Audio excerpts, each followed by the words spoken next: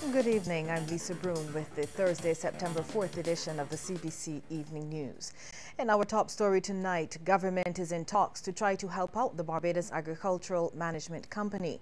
This from Acting Prime Minister Richard Seeley, although he did not go into details about what and how soon something will be done. Last week, news emerged that there were strong indications that the BAMC was facing financial problems, which could place its operations in a bind going forward. Mr. Seeley told the media government has been talking with the BAMC and its partners, and what is clear is that things need to change.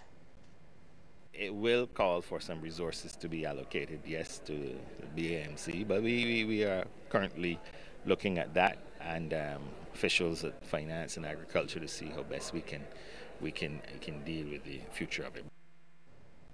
Mr. Seeley says the plan is to ensure that the change process is done as smoothly as possible.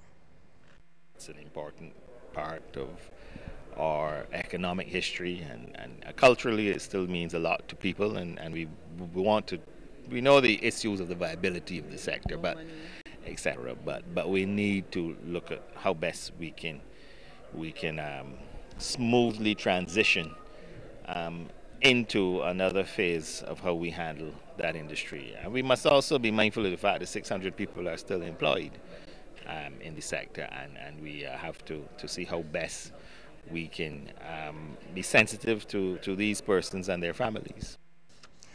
Reverend Guy Hewitt and Althea Wiggins are Barbados' new High Commissioner and Deputy High Commissioner to the United Kingdom. This was announced by Foreign Affairs and Foreign Trade Minister Senator Maxine McLean. Reverend Hewitt will replace Hugh Arthur as High Commissioner, while Ms. Wiggins will replace Donville Johnson as Deputy High Commissioner. Reverend Hewitt has extensive executive management experience in the public and private sectors and is a specialist in change management and social development issues. During his professional career, the envoy has worked at the Commonwealth Secretariat in London, the Caribbean Examinations Council, and the City and Guilds Institute in London. He also headed a development and management solutions company. Now, Ms. Wiggins, an accountant and management consultant, has served as the executive manager of the Barbados Association of Retired Persons, as well as the general manager of Almar Business Center, Inc. She has also worked in an accounting capacity at the former Barbados Telephone Company, now Lime, the former Barbados National Bank, now Republic Bank, the Barbados National Trust, and Carlisle Laboratories Limited. Well, there have been 11 confirmed cases of chikungunya in Barbados. Another 77 people are suspected of having the virus. The update from Senior Medical Officer of Health, Dr. Karen Springer, who has disclosed that of the 11 cases, 3 were imported cases. In other words, the patients arrived in Barbados already infected, while the 8 others contracted the virus locally. Dr. Springer says the number of suspected cases has increased in recent weeks, and she explains that once a case is suspected, blood samples are sent to the leptospirosis laboratory to be tested initially for dengue. If this test is negative, the samples are sent to the Caribbean Public Health Aid Laboratory in Trinidad to be tested for chikungunya. Results are received within 7 to 10 days.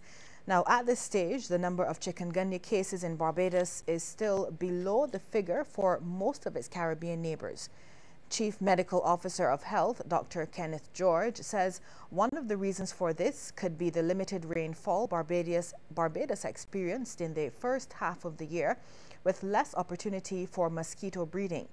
He warns, however, that now the rainy season has started, Barbadians have to exercise personal responsibility and do all in their power to eliminate mosquito breeding grounds.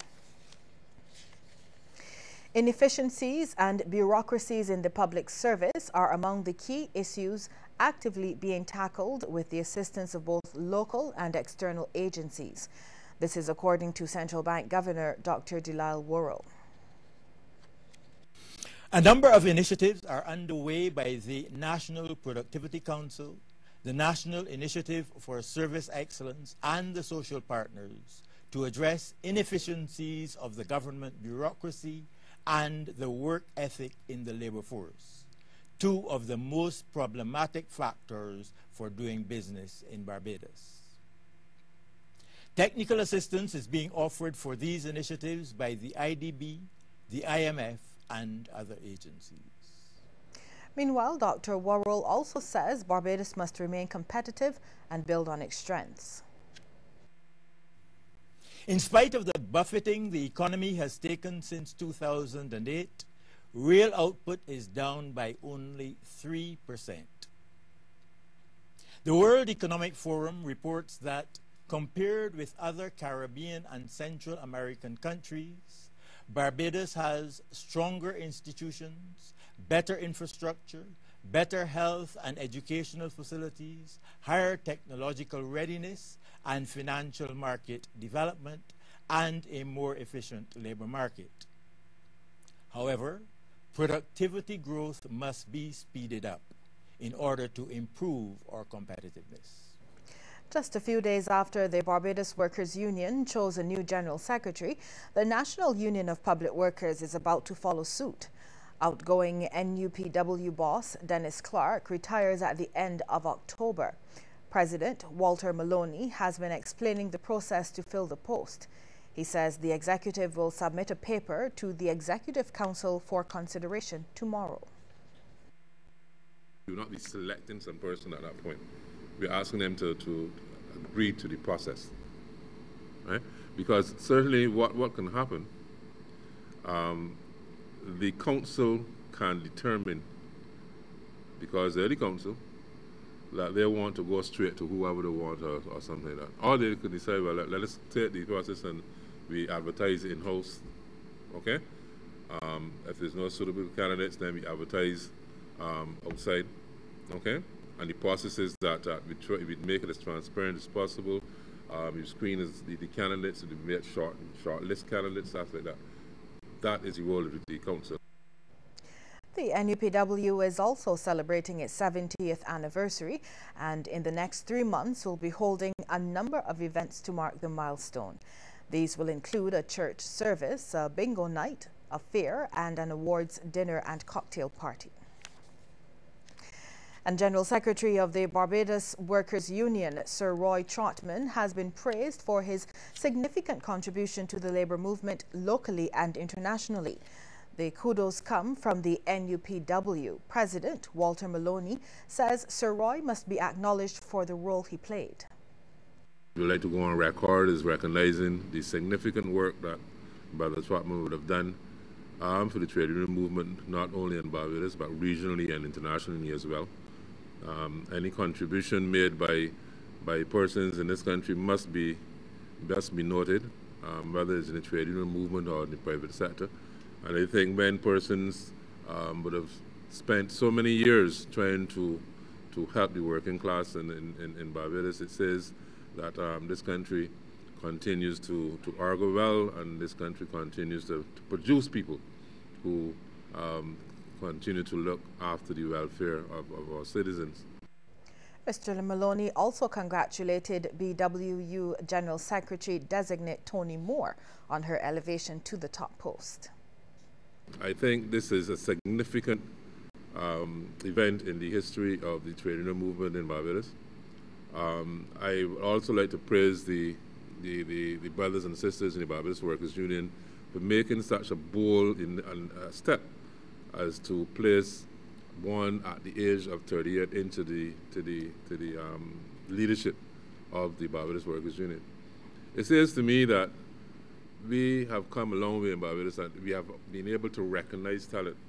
And talent doesn't have to be at 60 or 50. If the talent is there at 38, then we must expose it. We'll have more news ahead in just a moment, but first we want to hear from you on the question: do you think that you as a householder have done enough to prevent the spread of chikungunya? Text yes or no to short code 8111. We'll have the result for you at the end of the news.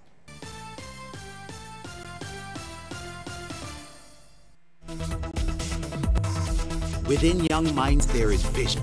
Vision that can lead us all to a brighter future. From across the region, these young visionaries took up the challenge with the most outstanding winning their way to Tampa, Florida with their teachers for exciting visits to Disney's Epcot theme park and NASA. Teachers also discovered the engaging experiments which could be done.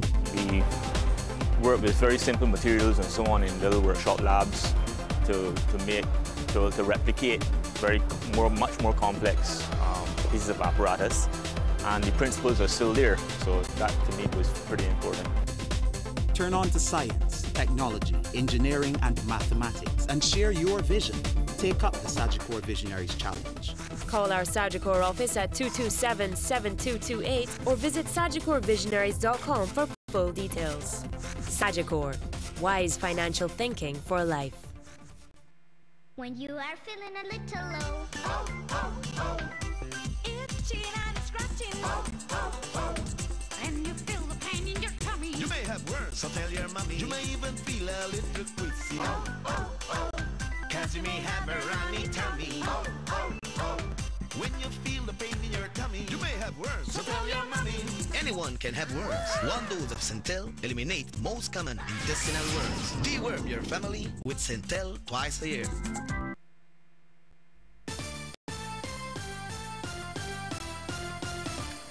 Barbados' tourism industry is expected to get a significant boost when thousands of racing fans come here later this year for another major motoring event. The Race of Champions is one of the biggest motoring events in the world and will be held on this island in December. Executive Chairman of Bushy Park, Mark Maloney, spoke about it today at the 2014 Connect Barbados Tour Operators Forum, giving them yet another reason to recommend this country to their clients. Explaining how it came about, he says after successfully staging the Top Gear event earlier this year, his team was looking for something just as big or bigger, and so went after the Race of Champions. So we got on a plane and we went and met the owners of the Race of Champions, and we sold ourselves to them. We warmed ourselves to them. They warmed themselves to us. They came down to Barbados to see just what these people were talking about. We talk a good talk, but could we walk the walk? So they came. We had our international, what we call our international event, where we bring a series from all around the region to Barbados, and they saw how we could put on an event. They heard about what we did for Top Gear, and they went away, and we bidded on the event. We had people from all over the world bid on it to say who they would want to host the event, and we won. Mr. Maloney expects the event to attract tourists who wouldn't normally visit Barbados. And with those people that are going to be driving this event, they have followers, so we're bringing tourists that would never have come to Barbados. These are folks that go to destinations where their drivers race at, whether it's Formula One, IndyCar, NASCAR, rallying, X Games. So all those various series, drivers from all those series come together and come to Barbados for an event, and bring people from Canada, United States, England, Germany, Sweden, China, all those destinations that persons would never have really thought about coming to Barbados from will now be coming. And we'll hear more about plans for the Race of Champions at Bushy Park during the sports segment. Some parents in the Haynesville community are getting some help to purchase school supplies for their children. This has been made possible by a handover of a check from pastor of the Seventh-day Adventist Church of the City North District, Dale Haynes, to president of the Haynesville Youth Club, Peter Skeet. He says the check will be used to help parents enrolled in the upholstery class. Mr. Skeet adds the summer class has been a way to help build up the community. And we continue to see this as an effort to uplift and to bring some joy, recognition and respectability to this community, which has in the past has had its negative stigma. So we are witnessing here, as I said, a very structured and organized program aimed at providing parents with skills, and we are also partnering with the Haynesville Youth Club to provide some relief to these same parents as they seek to place their children effectively back into school. The parents have been taught how to make poofs over a 6-week period. Meanwhile, Pastor Haynes said that with the upholstery skill, the parents will have employment opportunities and that learning the skill was enjoyable. When we started, we thought it was a It's all like carpentry. It's all the thing you had to do. You had to cut out. You had to assemble. Just putting all this poof together. You know, it was, you could see, you know, see the work. I mean, I'm sure the ladies would have learned many things. You know, how to drawing it out and cutting it out. So they had all the equipment here to cut it out and so, and then even to put them in and at what angle and you know, so they had a very good time in learning how to construct this poof. Well, a woman in her 60s is Barbados' newest millionaire. The St. Michael resident, who opted to remain anonymous, sent a close friend to collect her $1.3 million Mega 6 winnings this morning. Livingston Hoyt says the two have been lifelong friends. And while she has been playing the game for a long time, Hoyt says he plays often, but so far has only won $1,000. He says the grandmother and mother of one is a regular church goer who intends to donate money to charity and also refurbish her house. Hoyt says he is happy for his friend. As a matter of fact, if she didn't give me nothing, I feel satisfied. That's my personal friend. She loves me, I love her, and she loves daughter and everybody. Trust me enough. So it'd be anything that until gain the money. If she didn't give me nothing, it was good. Meanwhile, regional brand manager for GTEC, Lisa Jackman Corbin, says the winning ticket was bought from Phil's Meat and Veg Depot in the city.